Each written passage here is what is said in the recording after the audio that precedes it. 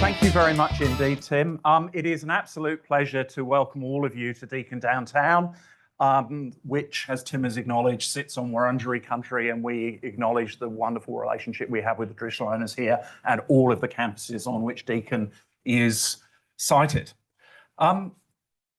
This is our 50th anniversary year, so the 12 months from 7th of December last year to 7th of December. And we've been telling a lot of stories. And there is huge richnesses in those stories. And a lot of those stories remind us of why we are here, why we do what we do, and what we are proud in. But we're also looking forward to the next 50 years. And that reflection on our purpose, why we are here, and what we are doing is something that is really important. Encapsulate it. Why do we operate? What is our social license? Some of you will be aware it's something that I've been thinking a lot about, talking a fair bit about, and will continue to talk about because I think it is really important. In opening this, I don't want this to be seen as, oh, Vice-Chancellor bashing up on the sector. We should look back on the last 50 years with immense pride. I went to university in 1982 in the UK, and Australia wasn't very different. 10 to 12% of the school-age population had a place at university at that stage. Now more than half go to university. Let's celebrate that. That's a great achievement. We've adapted what we do and how we do it. Our libraries, our technology systems, the way we think about teaching and learning has changed out of all recognition. When I went, it was basically lectures, written exams, and results posted on the notice board. Not sure that you'd want to do that to any of our students now, and I don't think we'd want to have to experience it again. It was brutal. We've achieved that and done it and taken on those challenges ourselves. We've built a truly globally competitive research system, largely off the back of our own effort as a sector. We know that we perform well above our population-based weighting, and we know we get proportionately less from government than many others. Let's be proud in that. And we've led the world in internationalisation. Now, at the moment, that might be seen as not something to celebrate, but it absolutely is. Whether it's the original Colombo Plan, the new Colombo Plan, the international, it's given Australia great friends and networks right the way around the globe. We should be justifiably proud. But the problem we have now is those very successes have created a series of fault lines that are now causing us significant challenge. And I think if we don't deal with this as a sector, we will miss an opportunity to set the frame for the next 50 years really appropriately.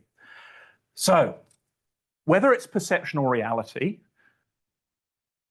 there is more challenge for what universities are doing or not doing than I have seen in rather too long working in university leadership roles. At least for the last 40 years, we have not questioned. There was a big question 40 years ago, 50 years ago. Some of my colleagues will say, I'm not worried because it's perception. When I go out and talk to our stakeholders, everything is fine. I don't care. Whether it's perception or reality, it is now meaning the same thing. We have to address this. Recent polling we did of over 1,000 Australians found that we are not the trusted set of organisations we were. Now, we still perform quite well compared to many public organisations, but 1 in 3 now say they don't trust universities. 9 out of 10 trusted universities 20 years ago. That is a big shift. 2 in 5 agree that me and my colleagues only care about revenue and everything else is not relevant. I can assure you, if you're at Deakin or VU or anything else, that is absolutely not the case, but that is the narrative out there. And that's not based on me. That is an independent company going out and asking 1,000 Australians from across the country. So, I think if I do this, no. Do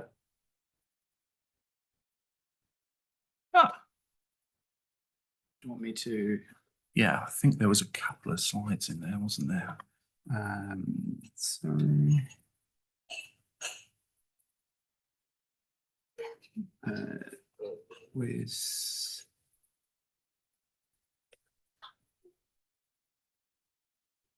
Oh, doesn't matter. I can manage without it. I don't know where it's gone, but that's fine. So I'm going to read you a quote. Australia must now examine the performance of its higher education system. We must ask people and the companies of Australia whose taxes provide the resources for higher education what demands and expectations the country has of its institutions and whether the institutions are responding to those demands and expectations. We must ask the institutions themselves what they see as their role in the social, cultural and economic lives of Australians and ask them to examine how effectively they are discharging their roles. Anyone know who says that? It was Dawkins in the preface to the Dawkins report that set up the modern university system. And I think what this says is just as Dawkins was addressing a need for a major change then, we are facing exactly the same set of pressures that were there. So I think we need to be thinking about it. It was a straightforward and yet challenging question, but it's the same question we need to be asking ourselves now. If we don't have a compact, and I use that in the loose term, not the ATEC term just at the moment, between the population of Australia and our universities, we will fail. If we lose sight of that shared purpose, we will fail. We are very good at talking to ourselves. We are perhaps less good about talking about what we do to the wider community. We are very good about asking for money, less good about asking for how can we work together to achieve the goals, and then talk about the money as a subsequent question. If we are to have a system that reflects the huge societal changes that are going on at the moment, whether it is generative AI, mature age students, and one of my frustrations at the moment is 40% of new university starters are not school leavers. Where is the conversation about that cohort? It's not there at the moment.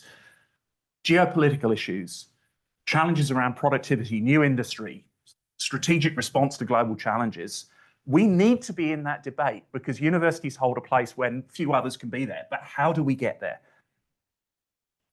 We can't rely on others to put us there. If we're not brave enough and honest enough to say, we're good, but we've got some holes and we've got some gaps that we need to fill, we are in trouble. And I think as a sector, we have taken our eye off the ball over the last few years. We have to regain trust and credibility. We have to be confident enough to set our own direction, but shaped and guided by those broader public narratives. The nation needs to be confident in what we do. So to do that, we are going to have to look at what we do across a modern Australian university to rebuild that social license. And the first thing I would say, and this is borne out by the research and it's borne out by others, is education has to be our core mission. It has to be the first word that comes out of senior university leaders' mouths when they talk about why we are here. That is what universities are seen as doing when you talk to the Australian public. They talk about knowledge, they talk about research, but I can tell you, topped by some considerable margin is that education and knowledge transfer mission. And if we don't share that value, we are in big trouble. We need to have a leadership culture that reflects the modern university. We have changed greatly. We have adapted. We need to look at the way we govern our organisations, we operate. I'm not going to get into the debate of should we operate like businesses or should we operate like sort of a socialist commune with everything being decided by committees. There is some middle ground somewhere where we can get there, but that requires an honest debate, a shared debate to get there. We have to create a university environment where we are seen as the best carry forward of the middle ground, where difficult ideas can be debated, where issues can be challenged, and those really complicated things that society needs to debate and take forward can be carried out. That's not just the criticism of universities. The world we're in at the moment is really, really in trouble because we have lost that ability to have the middle ground. I am tired of the conversation, which basically starts with the premise, if you are not 100% with me, you are against me. We cannot live as a university like that. We cannot have university academics saying, I'm not going to quote ideas I don't believe in. We have to recapture that and be seen as doing that. That's not easy work, but we've got to do it. We've got to think about quality and equity and have the two work together to make sure that we serve that mission. Research and this isn't in order. Research is number 5 on the list, but actually you could put it alongside education as those 2 core pillars that make the... We need to make sure that we do what we do and we do it really well, but we need to, and I'll come back to this in a minute, make sure that how we do it is communicated clearly with language that the rest of the world can understand. And I'll come back to my concept of research integrity, and I don't mean that in the normal world. I mean the sense that we need to portray our work, the university research out there in a way that actually says, this is what I think this tells us, but here are the holes. And I'll come back to that in a minute. So let's start with education. As I've said, this is our core responsibility. There is no doubt that at the moment, there are some serious questions, whether it is cost. Oh.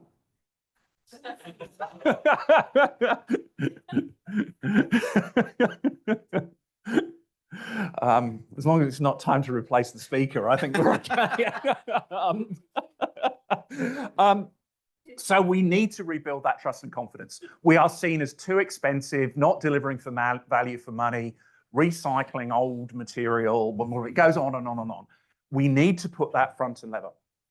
We need to have a generation of university leaders who are absolutely proud to get up and say, we are here to generate the next, to educate the next generation of students and do what that needs to be required. I'll throw out a little challenge for my colleagues. How many of the current VCs have a research qualification? Almost all of them. How many of them have a formal education qualification? A few of them. Adam and I are, but we don't talk about it in the same way. We have a set of pejorative language. You get teaching buyout if you get a research grant. It's buyout. This is something terrible and I can buy myself out of this. Nobody in our sector would challenge for 1 minute the notion of a research-focused, research-only academic. But for 30 years, there has been a pejorative state of opinion around the education-focused academic being a second-class citizen. If we don't turn that around, we are in a whole heap of pain. And it's bonkers that we don't. We celebrate rankings. But let's not forget, QS Times, actually they only measure one thing. They purport to measure education, but they don't. What they measure is reputation and research, and almost all of reputation comes from research. If you look, and I did this 2 years ago at the Times Higher rankings, and looked at it for Australian universities, and you separated out their education score, it was almost a perfect correlation with research performance, but had no correlation with performance on student feedback from Quilt and others. It is just a measure of research performance. We have a culture where a fall in rankings is a crisis that reaches the front page of a paper. Educational performance is brushed off, well, it doesn't really matter, we'll move on and think about it again. We need to change that, and only us as a sector can change that. So let's think about what that means. We want our universities to be safe places for students. I don't think anyone in this room would disagree with that. But where I would challenge us is, what do we mean by safe? And unfortunately, I think safe has become this notion, I'm not going to be exposed to ideas that I find challenging or difficult. We need, as a sector, to turn that around, because if we cannot be that middle ground where you can have those difficult conversations, what part of a civil society can you do that? You can't. Our education must challenge students intellectually. They have to come to university with an expectation that, at least in some areas, they're going to come out with different views and beliefs. Because if they come out thinking, I'm only going to be the same, we've sort of missed a trick. We have to treat our students as capable adults, seen as being careful. Now, I say this with a degree of caution because I realise just how difficult and a fine line we have to walk on this. But it is really, really important that we do it. Paraphrasing Clark Kerr, who established the University of California system, we need universities who make students ready for challenging ideas rather than making challenging ideas safe for students. And I think let's take that on as a challenge. But also that's going to challenge us. And we need, as a sector, as a group, to accept that challenge. So, is it worth coming to university? It was the best single decision I ever made in 1982 to go to university. I would like to think that a student in 2026 who starts next year will, in 45, 50 years' time, I don't want to say that, but actually think it was the best single decision they made. We need to focus on that and make sure. We need to move away from the glossy marketing campaigns that show people in white coats changing the world to things that recognize the essence of what makes a modern university. We don't need the flippant sound bites, the flippant median quotes. We actually need everybody in this room and others to be getting out there and saying, let's have the difficult conversations. So that's the first of our core missions. The second is research. We need to absolutely have a really core and solid research mechanism for our country, a research ecosystem. That is not just simply saying we will be the best applied researchers in the world. It's about arguing for a research system for the nation, integrated appropriately, that has the right balance between fundamental research at one end and translation into commercial opportunities at the other end. But let's argue for that as a sector, as a cohesive whole, rather than simply going in and saying, if our university or our particular group of universities doesn't get this money, then that's a disaster. No, let's argue for the cohesive whole. We need to be able to say fundamental discovery research matters. Let's say, and sorry, this is my nerdish mathematics background, that we were in a world where imaginary numbers don't exist. Can you imagine the interesting headlines you would get if you applied to the ARC? So I've got this really interesting idea about a research project about describing a number that doesn't exist, can't possibly exist, and might theoretically be in 200 years useful to have MRI scanners. I don't think it would cut it. But yet, I underpins just about every modern physics development that we have. MRI scanners, radio transmission, everything. And I make that point slightly flippantly, but again, we need to be able to argue in plain, almost humorous language why that discovery research matters. But we also need to have language that's free from jargon. We are so good as a sector about pretending to be clever by using our own particular jargon, rather than talking about this in language that works. And I'm sorry to say, every single academic tribe in every single university is really good about having their own academic jargon and dialogue so that they can talk to their colleagues really well, but the rest of the world has absolutely no idea what they're talking about. That sense of science and discovery and research communication to get better at. But there is a caveat to that. And as I said, I'll talk about research integrity in a different way. We need to defend, above all else in our research mission, the ability for research to go where research takes us, and not to be frightened by the fact that this will rattle and upset some sectors of the world outside the university. That sense of academic freedom in its truest form, we cannot let go. If it makes people a bit uncomfortable, that's not dangerous. It's where good research will often take us. But we've also got to look at our own value set. Are we brave enough to say we will champion excellence over volume the whole time? Are we brave enough to say we will seek to put our research out into the journals, the places that will actually get the greatest impact, rather than those that will serve my individual career the best? Are we brave enough to value impact over metrics and shatter some of those illusions that we have currently? I think they are questions that only our sector can answer. Now I'm probably going to get myself in trouble with the next one, but we need to be seen as the honest broker of the knowledge discovery world. What do I mean by that? It's a phrase I've taken from Roger Pielke, who wrote a book on the interface between university and politics, probably 30 years ago now. But it's this sense that when we communicate our research, we should not be the advocate, the lobbyist.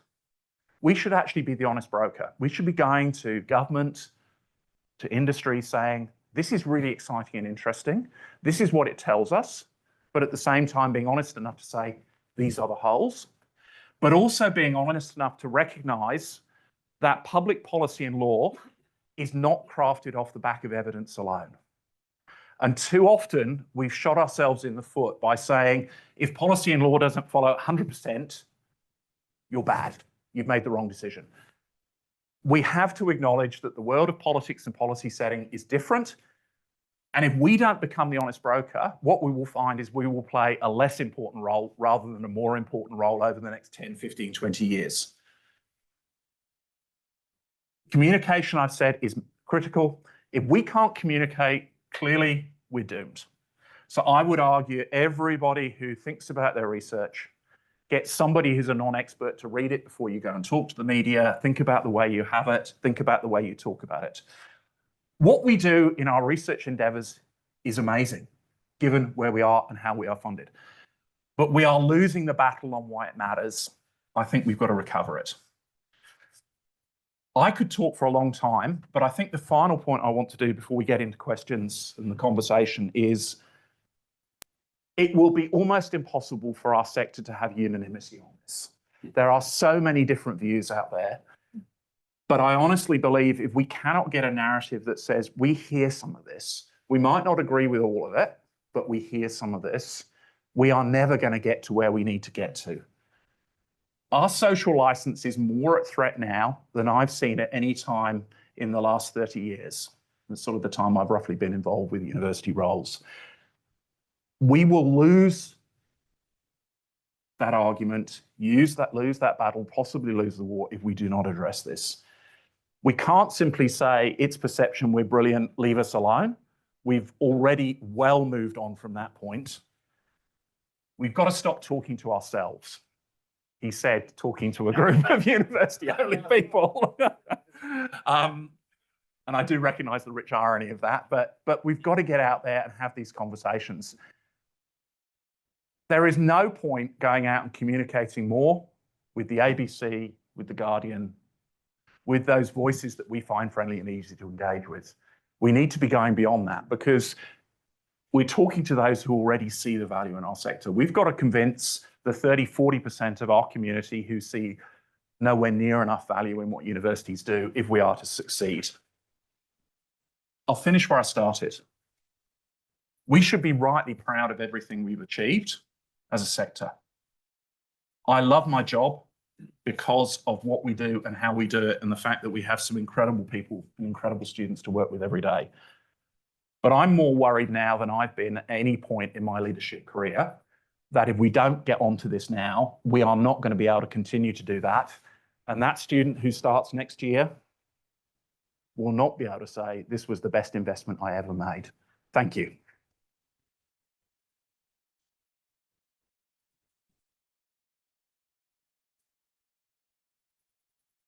Thanks very much, Iain. Now, you've given us about 20 points to cover. Yes. Starting in particular with the 1 in 3 say they don't trust universities. Yes. How much does that worry you?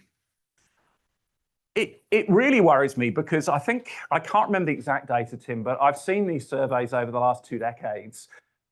Certainly early 2000s, we were running something like 9 out of 10 trusted universities. We were right up there. So yeah, if you say you can take the glass half full, which is actually compared to the police, others, you're doing pretty okay. We're doing better than politicians, but that's a reasonably low bar and a lot better than real estate agents. But that is not where we should be. Our whole raison d'etre is knowledge that can be trusted, whether it's in the education world or the research world. If 1 in 3 Australians think we can't be trusted, that's a pretty damning thing about where we are. What about staff? Do you think staff believe it? If you did that same poll in university staff and TAFE staff, but universities in particular across Australia, I mean, obviously we don't know what that answer is, but do we have a morale problem? Do you think staff believe social licence is an issue? I think you would see a very wide range of views out there. I think it depends on the field you're working in, the kind of activity you're undertaking. Do we have a bit of a morale issue? Absolutely, I think we do. I think if you're a young academic in certain areas, and I'd call out humanities, social sciences, it's pretty hard to see where my career is going to go, where I'm going to build that portfolio of jobs that are going to take me through. And it's pretty hard when all you get is bashed up as to what the value is. So there is a morale problem there. And I think every university would probably say the same thing. If you surveyed level A through C academics in most universities and focused on the humanities, social sciences scholars, you would see a real crisis of confidence in the future of the sector, because where do they go? Because it doesn't look where it did a little while ago. I've got a whole list of questions here, but I'll cut to something that'll be of great interest to people in the room. You said here that we can't restore trust in education through a glossy marketing campaign. Yeah. Now, absolutely. I think everybody who creates a glossy marketing campaign will say they don't like a number of other glossy marketing campaigns they've seen. I certainly understand where you're going with that conversation, but in this current environment where universities are pitted against each other, competing for domestic market share, trying to grab the future of their existence through another marketing campaign that's going to bring in enrollments. How does that work? I'll caveat this with, we're about to enter a system that is going to change the paradigm completely. If we go into a double cap system where the number of commencing students you can have each year is fixed, which if ATEC and this current government sees through on their commitments from 2027 onwards, that is going to change quite a lot about how we think about that. I absolutely recognise that if you are struggling for your very existence and you're running below your funded cap and you're really worried about the future, you want to look at that. But I see a disconnect. I've got some of my marketing team in the room, so I'll say it. Why on earth do universities advertise on fixed time free-to-air television? None of the demographic we're interested in ever watches fixed time free-to-air television. We have lost connection. We are marketing to ourselves, I think, some of the time, rather than marketing to the demographic we're actually trying to recruit. And also, and I've had this conversation inside, so I think I'm safe in having it, university marketing teams have a really hard time because they are trying to convince academics that actually don't talk about the individual degrees, don't talk about that. We know that in any good marketing campaign, it is overall brand and emotion that sways choice rather than individual offerings and individual product. You never see a car campaign that goes out there and said, buy my Hyundai because it is engineered to magnificence, it's got the most absolute perfect fuel economy, blah, blah. No. It's emotional. It's a family going on a family trip. It's something else. And this is where I think we've lost it a little bit. We've sort of gone into this, oh God, not another one of somebody in a white coat doing some research that may or may not change the world in 20 years' time. Let's talk about the emotion. Let's talk about that sense of the excitement of starting on that career and looking back in 40 years' time saying, best investment I ever made. I'm pretty cynical about a lot of what we put out there. I've used stronger language in the past. I'm not going to in here because it is being video recorded. I'm probably in enough trouble already. But equally, when you're buying that Hyundai, it'll be about, well, what's the stereo like? And yeah, the seat's nice. Yes. So we've got to have that balance. How do you get, and when you are talking about research, I was looking at how many people read the average research paper. Some say it's 12, some say it's 100. It's variable stats. I did a bit of time on it recently, but obviously it's relatively few.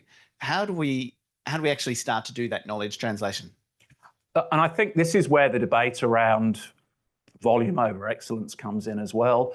And I'm not criticizing people because they are responding to a set of sector-created self-drivers that say, if I'm going to build my career, I need to do X, Y, and Z. And it is a natural response for people to do that. But let's not forget, we create that mechanism. It is our own promotion committees. It is our own academic standing that creates that. We can change it. And it's not been there forever either. This really didn't exist in the same way before about 1995, 1996, when the rankings started to reach their sort of thing. It's a relatively new phenomenon.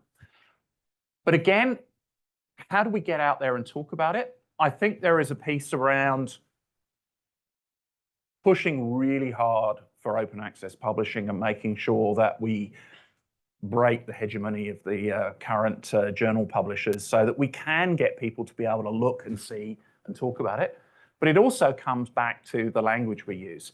I can tell you, if you are not an expert in an area, even if we make every single research output that we have out there available, most people, even with a very, very good set of reading skills, would probably not get beyond the abstract. How do we get better at that? And that's, I think, the challenge for us as a sector, Tim, is we've got to be really good at saying, this is what we've got, this is why it matters, and here are the gaps in plain English. If we can't do that, then what hope have we got to go out and argue for more funding, more support? I'll throw it open to the room now. Molly, can you, we've got some questions over here. So if you can pass the mic down and just say your name and question. Yes, thanks. Thanks, Iain. I'm Emma Koval from Deakin, but this isn't a Dorothy Dixer. It wasn't fixed. Was really impressed and interested in this vision of universities as an honest broker, the middle ground, and communicating uncertainty about research and science. It's really laudable, but I suppose given our social media bubbles and the fact that the algorithms reward polarization and the increasing polarization in politics and in the general public, what evidence do you have that that is actually a viable strategy? It is really challenging, Emma. I'm not saying that any of this is easy. But I think if we simply sit here now and say social media bubbles mean that we have lost this battle and we can never return, that's a pretty gloomy prospect. I think that part of the conversation we have to be leading, whether it's in my role or anything else, is against that very danger of social media.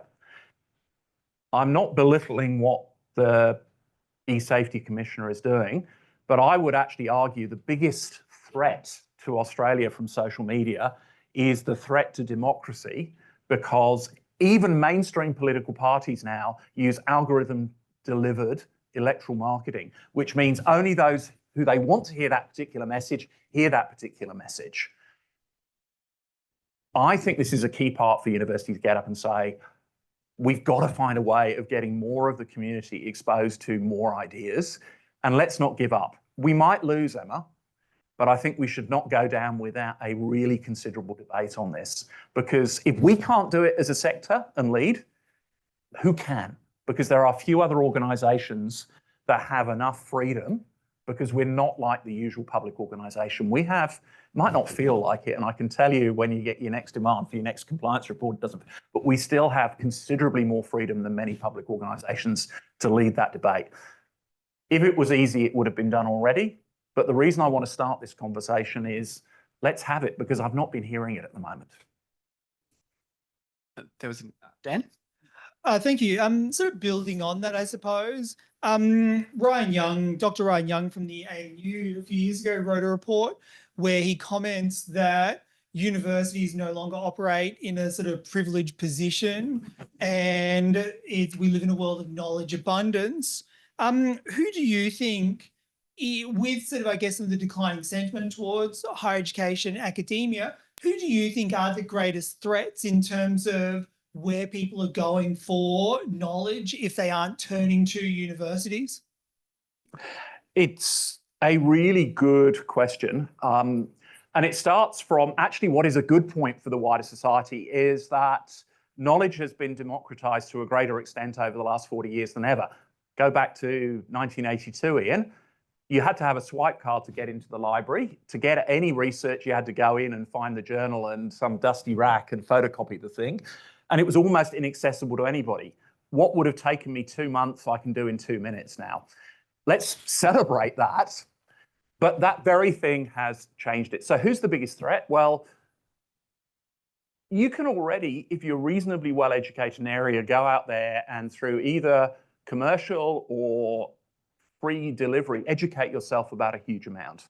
So I think that there is a real threat from the commercial world. I think there is potentially a threat from the business world. I look at accounting education, and I've thought this for 20 years. How long can it continue to be an undergraduate qualification? Because pretty much all of that you could do online. It's pretty rules-driven.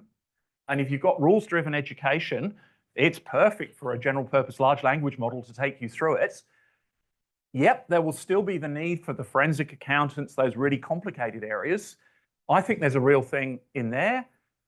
Many areas of education. But I think let's not forget, simply putting the knowledge out there is not the same as an education. I was not particularly worried about MOOCs because I saw MOOCs as somebody giving a collection of car parts to a student and saying, here's the instruction manual, here's the parts, build a functional working car. Pretty few people could actually do that. And if they did, there'd be certainly a pile of bits left at the end that you weren't quite sure you'd left out. I think that sense of us not being holders of knowledge, but curators of knowledge and helping students navigate remains really important. But I think our biggest threats are actually the commercial world and to some extent, the social media world. How many of you in this room, if you have a problem at home to sort something out, the first thing you do is look on YouTube for a video of somebody who's done it before? I expect pretty much everybody. It's a really great resource. And I think that will continue to grow. But I think it's that commercial world. So I think we've got to think, how do we best articulate our role as curators of knowledge, navigators of knowledge? Thanks. Just before we go to the next question, sorry, I'll just butt in. I've just got a quick one. A lot of what you're talking about is better communication by all in the organisation, Yes. better marketing, but by all. Yes. Does this then also redefine the job of the marketing and communications teams? Do we have to rethink of what they actually do? Yeah, I think the marketing communications team need to be integrated into the university so that they can, crass commercial term, sell the product that actually exists. If you grew up in the UK in the 1970s, there was an advert for a varnish, and it was one line, does what it says on the tin.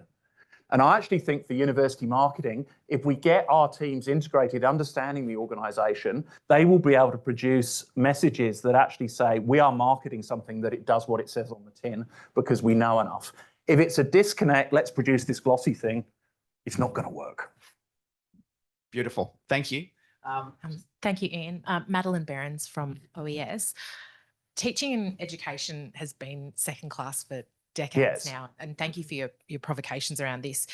If we are to deliver on the value and the promise of an education, promoting quality education and teaching outcomes has to be part of this. I don't think it's going to be another set of teaching awards. So what radical changes do you want to see in the sector? Are you making at Deakin? Are you and your other VC colleagues making so that we can start to stop admiring our challenges and do something about this? Yes. It's a really good question.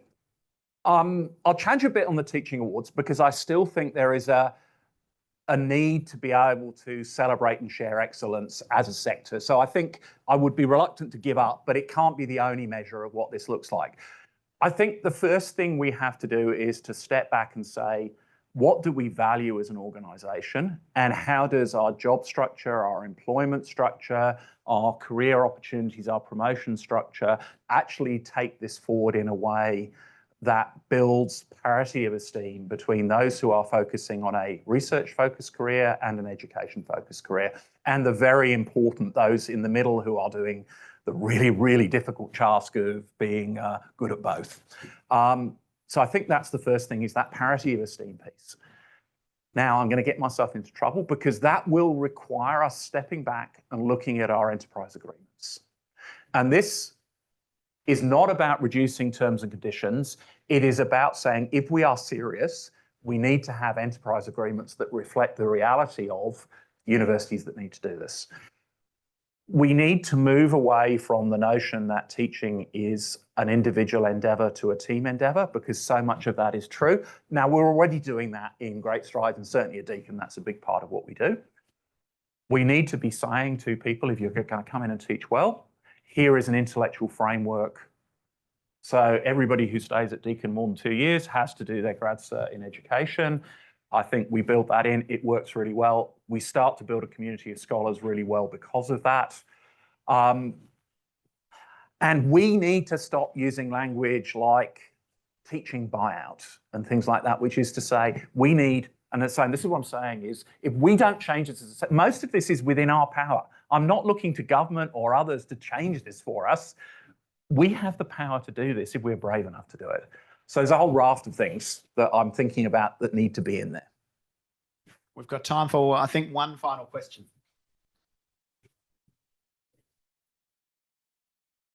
Let's do that. Okay, thank you. Tracy Chalk from the University of Technology, Sydney. So fantastic to hear university leadership speak about the importance of building an emotional connection and the value that brand brings. And I think, Tim, you stole my question a little bit about what communication professionals can do, but I'd just like to build on that a little bit. In terms of being, telling it, what's on the tin, sometimes, and being integrated into universities, sometimes, pardon me, the challenge there is that the professional expertise of the communications and the marketing experts is not necessarily recognised by our academic colleagues. And so the support that we can offer in interpreting their very good work for a broader audience is sometimes not recognised or acknowledged. So I'm just interested in your views on how we as professionals can elevate awareness of that value that we bring and raise visibility of the impact that we have. So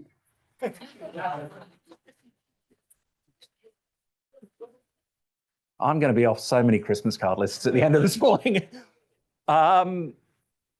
It's a really good question. And I think it starts with me and the senior leadership and the culture you set, which is talking with, and I'm sort of saying this because Matt and Abby, who do a lot of the work with me, I know we're in this room. I can see Matt, and I think Abby's here somewhere. But we actually engage in just those conversations and say, how do we bring expertise from the marketing sphere and knowledge expertise from the university? I think we do that, Matt. And I think it starts from the top and getting that culture down. It's a really difficult conversation because we still have the same challenge that every individual area of the university say, if you don't put an advertising campaign with my new degree in middle ear surgery for the deaf rat, it's going to be a disaster. You're going to be in trouble. But it's not the case. And I think it is, how do you get that integrated in at the senior level and cascade it down and actually have these slightly jokey conversations, because it's really important that you do it and challenge. And I think part of it is the culture, which is too often we've seen the professional staff as serving the needs of the academic staff, really more than being subject matter expertise in their own right. And I've come around on this over the years because I started my career in this thinking, oh God, not another marketing talk, oh God. But actually realizing that there is a whole lot of evidence and approach, and bringing that sense of actually how do you sell brand and emotion in a way that is meaningful and not fluff.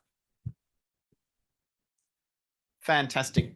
Iain, thank you so much. This is, it's been not just enlightening, but really genuinely challenging. The getting stats like 1 in 3 say they don't trust universities. I don't know if any of you are aware, but we know that there's a lot of research around about social license, but almost none of it has been publicly shared. So that is some of the first publicly shared stats we've actually had. I've been pursuing it for more than a year. So your thinking on this and your preparedness to speak candidly and create a persuasive argument about why we should act now is really welcome. So thank you so much. A round of applause. Thank you.